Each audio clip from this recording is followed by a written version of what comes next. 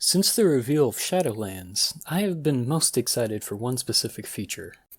No, I'm not talking about those great new back pieces. I'm talking about the new roguelike-inspired, single multiplayer content said to be the new spiritual successor to Mage Tower and Horrific Visions.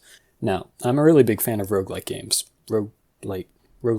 Which way you want to say it. I'm also a very big fan of WoW, and I really want this whole merge of two genres to work out.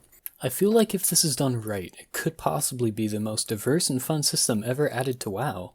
I mean, have you seen Hearthstone's somewhat recent single-player content? Brilliant deck-building roguelike, set to the loose, easy-to-learn rules of Hearthstone? And a little bit of Slay the Spire inspiration. Makes for a really wonderful adventure. In order for Torghast to be successful, there's a couple important things that Blizzard absolutely needs to get right, as well as a couple other things that would certainly be nice too. Things like upgrades, synergy, progression, replayability, and continued support I feel are the most important factors that go towards a good roguelike. I'd like to go into detail on all 5 of these things and really show what makes each one of them so important. In most roguelike games, there's a significant amount of random upgrades you might receive each run that will affect how you play. Additive upgrades are the most simple type, and usually the kind you find most often. They are any upgrade that directly benefits you in some way, without interacting too much with things outside of it. These are effects like increased critical damage, extra damage on a certain spell, or damage reduction. Anything that, for the most part, just tweaks a number or adds a chance to do something extra.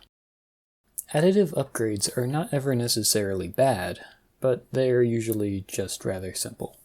Multiplicative upgrades are different because they specifically affect other upgrades. A bonus effect when you crit, an additional attack that can proc your other passives, or even something that just makes your other upgrades better.